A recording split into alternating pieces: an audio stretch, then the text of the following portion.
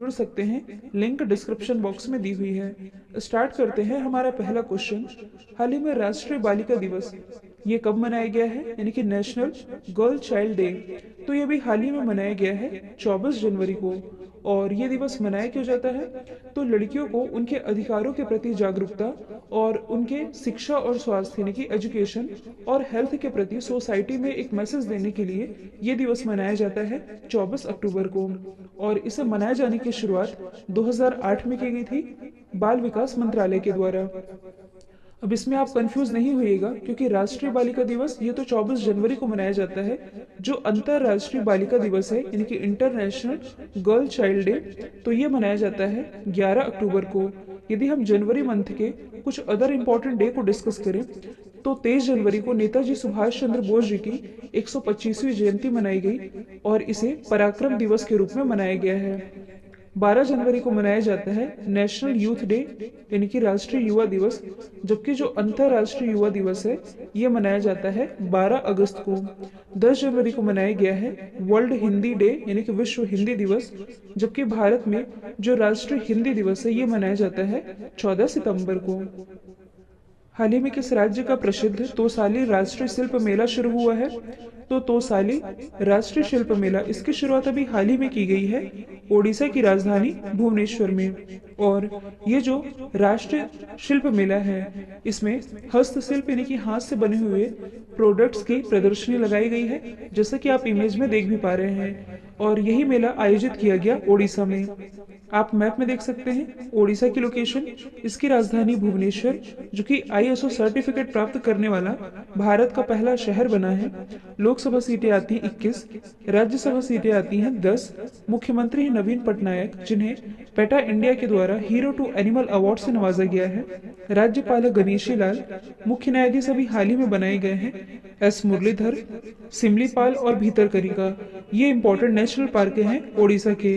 भारत का सबसे लंबा बांध है हीराकुंड बांध, जो कि ओडिशा में स्थित है और ये महानदी पर बनाया गया है। कुछ दिन पहले मैंने आप लोगों को बताया था कि भारत का पहला फायर पार्क ये स्थापित किया गया है ओडिशा के ही भुवनेश्वर में।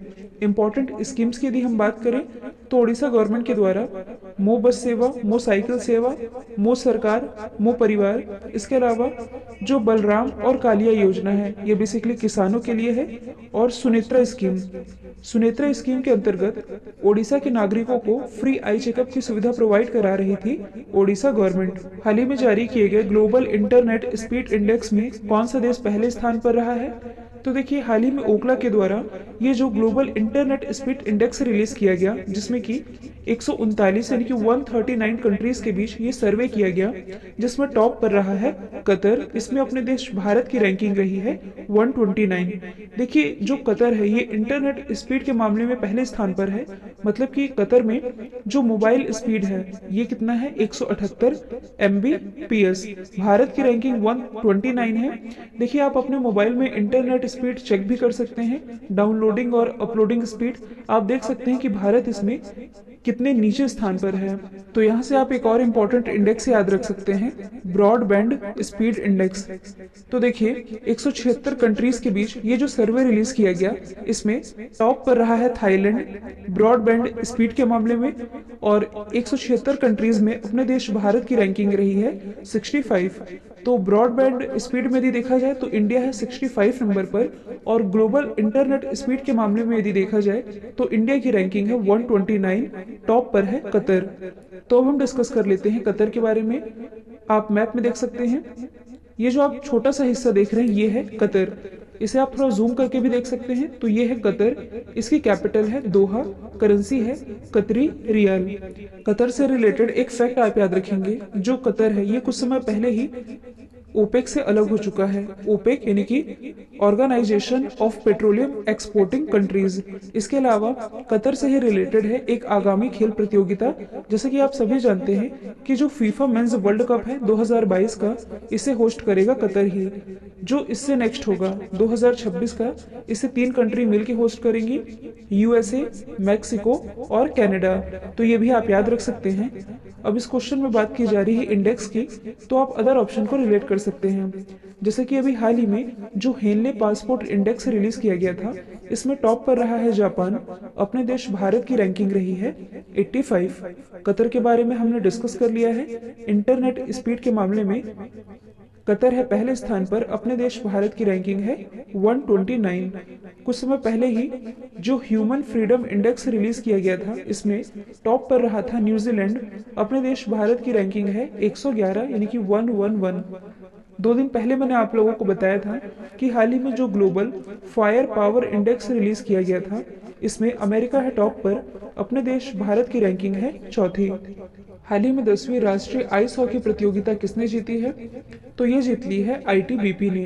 तो आईटीबीपी ने गुलमर्ग में फाइनल में लद्दाख को हरा करके ice hockey association of India की 10वीं नेशनल आइस हॉकी चैंपियनशिप जीत ली है।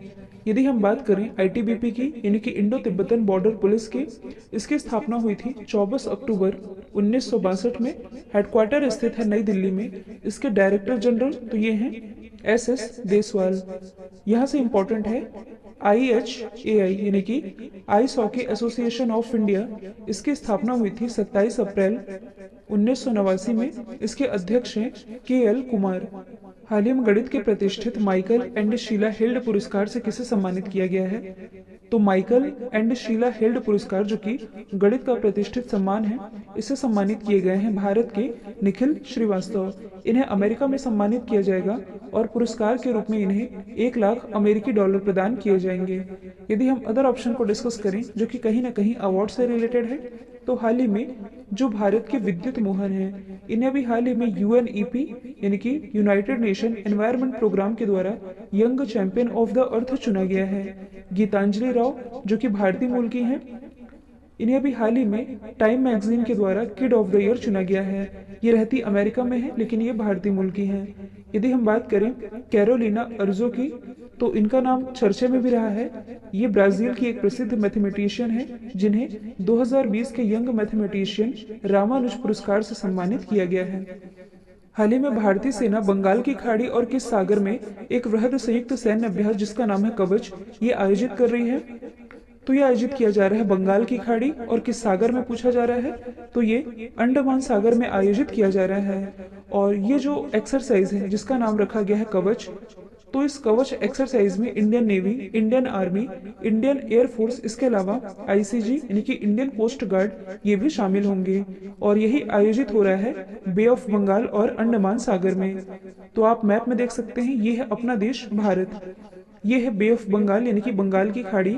इसी बे ऑफ बंगाल में स्थित है भाषण चार द्वीप, जो कि अभी चर्चे में भी रहा था। इसी भाषण चार द्वीप पर जो बांग्लादेश गवर्नमेंट है, ये रोहिंग्या शरणार्थियों को शिफ्ट कर रही थी, जिसके कारण ये चर्चे में आया है। तो ये तो है बंगाल की खाड़ी। ये जो आप देख रहे हैं, ये है अंडमान सागर। तो इस वाली लोकेशन से आप लोगों को एक स्ट्रेट याद रखना है, स्ट्रेट जिसका हिंदी में मतलब होता है जल डमरू मध्य। अब स्ट्रेट क्या होते हैं मैंने आप लोगों को समझाया भी था। स्ट्रेट कहने का मतलब है कि जहाँ दो भूभाग अलग होते हैं और दो जल भाग मिलते हैं, वहां जाकर के स्ट्रेट यानी कि जल डमरू मध्य का निर्माण होता है। तो आप देखेंगे कौन से दो भूभाग अलग हो रहे हैं, मलेशिया और इंडोनेशिया। कौन से दो जल भाग मिल रहे हैं, तो जावा सागर और अंडमान सागर। अंडमान सागर और जावा सागर का मिलना और इंडोनेशिया और मलेशिया का अलग होना, तब जाकर के यहाँ मलक्का स्ट्रेट का निर्माण हो रहा है। तो ये भी आप याद रखें। हाल ही में अमेरिका के पहले सेकंड जेंटलमैन ये कौन बने हैं? तो अमेरिका के ये जो पहले सेकंड जेंटलमैन हैं, ये बन गए हैं डगलस एम हॉफ। और ये हैं कौन? तो जैसे कि आप सभी जानते हैं कि हाल ही में अमेरिका की जो उपराष्ट्रपति बनाई गई हैं भारतीय मूल की, कमला हैरिस, इन्हीं की ये हस्बैंड हैं, डगलस एम हॉफ। अब ये सेकेंड जेंटलमैन, इसका क्या मतलब है? तो जैसा कि आप सभी जानते हैं कि अमेरिका के जो भी प्रेसिडेंट होते हैं, इनकी जो पत्नी होती है, इन्हें क्या कहा जाता है? First lady. प्रेसिडेंट की पत्नी को फर्स्ट लेडी, और जो वाइस प्रेसिडेंट होते हैं उनकी पत्नी को कहा जाता है सेकेंड लेडी। लेकिन आप लोगों को यह भी मालूम होगा कि अमेरिकी इतिहास में अब से पहले कोई भी महिला राष्ट्रपति या महिला उपराष्ट्रपति नहीं रही है। तो पहली महिला उपराष्ट्रपति ये तो बनाई गई हैं कमला हैरिस। तो जिस प्रकार से यहाँ के वाइस प्रेसिडेंट की पत्नी को सेकेंड लेडी कहा जाता है, सेम उसी तरह से अब महिला उपराष्ट्रपति बनी है, मतलब कि इनके जो हस्बैंड होंगे, इन्हें सेकेंड जेंटलमैन का टाइटल दिया गया है। कमला हैरिस ये अमेरिका की किस क्रम की उपराष्ट्रपति बनी है? तो ये अमेरिका की 39वें क्रम की उपराष्ट्रपति बनाई गई हैं। ये भारत के किस राज्य से बिलोंग करती हैं? तमिलनाडु से। इसके अलावा जो बाइडन अमेरिका के सबसे उम्रदराज राष्ट्रपति बने हैं, ये अमेरिका के 46वें राष्ट्रपति बने हैं। कमला हैरिस और जो बिडेन इन दोनों को ही टाइम मैगजीन के द्वारा पर्सन ऑफ द ईयर भी चुना जा चुका है। यदि हम बात करें प्रीतम सिंह की, ये भी भारतीय मूल के हैं, जिन्हें भी हाल ही में सिंगापुर कैबिनेट में पहले विपक्ष के नेता चुना गया, जबकि जो ऋषि सुनक हैं ये ब्रिटेन में भारतीय मूल के वित्त मंत्री भी हैं। पहले खेलो India Zanskar winter sports festival का उद्घाटन कहाँ किया गया है? तो ये जो पहला खेलो इंडिया विंटर स्पोर्ट्स फेस्टिवल है, इसका उद्घाटन अभी हाल ही में किया गया है लद्दाख में। किसके द्वारा किया गया है? खेल मंत्री किरण रिजिजू जी के द्वारा। तो किरण रिजिजू जी के द्वारा जास्का में पहली बार Khelo India Zanskar winter sports and youth festival 2021 का उद्घाटन किया गया है। लद्दाख के उपराज्यपाल कौन है? तो ये हैं RK माथुर, यानी कि राधा कृष्ण माथुर। देखिए यहाँ बात की जा रही है खेलो इंडिया की। तो जैसे कि आप सभी जानते हैं, खेलो इंडिया यूथ गेम्स इसके 3 एडिशन संपन्न हो चुके हैं। पहला एडिशन आयोजित किया गया था दिल्ली में, दूसरा पुणे में, तीसरा गुवाहाटी में, और जो चौथा एडिशन है ये अब आयोजित होने वाला है हरियाणा में। तो ये भी आप याद रखेंगे। हाल ही में किस संगठन ने वैश्विक जोखिम रिपोर्ट यानी कि ग्लोबल रिस्क रिपोर्ट 2021 जारी की है? तो ये रिपोर्ट रिलीज की गई है विश्व आर्थिक मंच यानी कि वर्ल्ड इकोनॉमिक फोरम के द्वारा। ये इसकी 16वीं रिस्क रिपोर्ट है, जो कि ये बताती है कि दुनिया के सामने फिलहाल कौन कौन से रिस्क यानी कि चुनौतियां बनी हुई हैं, और यही रिपोर्ट रिलीज की जाती है विश्व आर्थिक मंच के द्वारा। यदि हम बात करें विश्व आर्थिक मंच यानी कि WEF की, तो इसकी स्थापना हुई थी 1971 में। हेडक्वार्टर स्थित है कोलोन स्विट्जरलैंड में। इसके अध्यक्ष हैं क्लाउस श्वाब। अब यदि हम अदर संगठन के बारे में डिस्कस करें जो कि कोई ना कोई रिपोर्ट या इंडेक्स रिलीज करता है, तो हाल ही में वर्ल्ड बैंक के द्वारा डूइंग बिजनेस इंडेक्स रिलीज किया गया, जिसमें टॉप पर रहा था न्यूजीलैंड। अपने देश भारत की रैंकिंग थी 63। कुछ दिन पहले मैंने आप लोगों को बताया था कि जो यूनाइटेड नेशन है यानी कि संयुक्त राष्ट्र, इसके द्वारा ग्लोबल माइग्रेशन रिपोर्ट रिलीज किया गया, जिसके अनुसार लगभग 18 मिलियन भारतीय दूसरे देशों में रह रहे हैं प्रवासी बनकर के। WEF के बारे में हमने डिस्कस कर लिया है। यदि हम बात करें रिपोर्टर्स विदाउट बॉर्डर की, तो देखिए इसके द्वारा वर्ल्ड प्रेस फ्रीडम इंडेक्स ये रिलीज किया जाता है, और ये जो world press freedom index release किया गया था, इसके अनुसार टॉप पर रहा था नॉर्वे। अपने देश भारत की रैंकिंग थी 142। ध्यान रहे ये 2020 का इंडेक्स था, जो कि रिपोर्टर्स विदाउट बॉर्डर ने रिलीज किया था। हाल ही में उत्तराखंड की एक दिन की मुख्यमंत्री कौन बनी है? तो उत्तराखंड की एक दिन की मुख्यमंत्री ये बन गई हैं हरिद्वार की सृष्टि गोस्वामी। जैसे कि आप सभी जानते हैं, 24 जनवरी को मनाया गया है नेशनल गर्ल चाइल्ड डे। इसी के मौके पर इन्हें एक दिन की मुख्यमंत्री नियुक्त किया गया है। यदि हम बात करें उत्तराखंड की, तो देखिए उत्तराखंड में स्थित है ऋषिकेश, जहां भारत का पहला ग्लास ब्रिज स्थापित किया गया है, जबकि पूर्वोत्तर भारत का पहला ग्लास ब्रिज ये स्थापित किया गया है बिहार के नालंदा जिले में। इसके अलावा कल ही मैंने आप लोगों को बताया था कि जो मनरेगा योजना है, इसके तहत जो 100 दिन का रोजगार दिया जाता था ग्रामीणों को, ये अब उत्तराखंड गवर्नमेंट के द्वारा बढ़ा करके 150 दिन कर दिया गया है। अब यदि हम ऑप्शन में लिखे अदर लड़कियों के नामों के बारे में डिस्कस करें जो कि किसी न किसी राज्य से बिलोंग करती हैं और बीते कुछ समय में चर्चे में रही हैं। यदि हम बात करें M नेत्रा की, तो ये बिलोंग करती है तमिलनाडु से। इनके बारे में मैंने आप लोगों को बताया भी था। देखिए इनके जो पिताजी हैं, इनका सैलून का काम है, और इन्होंने मतलब कि इनके पिताजी ने M नेत्रा की पढ़ाई के लिए 5 लाख रुपए सेव किए थे। लेकिन जो M नेत्रा है, इन्होंने कोरोना काल में लोगों की हेल्प करने के लिए अपने पिताजी को कन्विंस किया कि वे 5 लाख रुपए लोगों की हेल्प करने में लगा दें, जिसके कारण इन्हें यूनाइटेड नेशन के द्वारा goodwill ambassador to the poor appoint किया गया था। राजेंद्र आर्या, यह भी हाल ही में भारत की सबसे युवा मेयर बनी है केरल की राजधानी तिरुअनंतपुरम में। इनकी उम्र है 21 साल। यदि हम बात करें खुशी चिंदलिया की, जो कि बिलोंग करती है राजस्थान से, इन्हें भी हाल ही में UNEP यानी कि यूनाइटेड नेशन एनवायरमेंट प्रोग्राम के द्वारा भारत में ग्रीन एम्बेसडर अपॉइंट किया गया है। कल जो मैंने आप लोगों से सवाल पूछा था, इसका राइट आंसर था अमेरिका। इसमें अपने देश भारत की रैंकिंग रही है 4थी।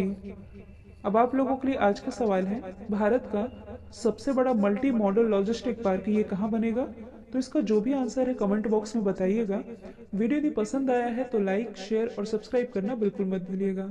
तो आज के लिए इतना ही। Thank you so much.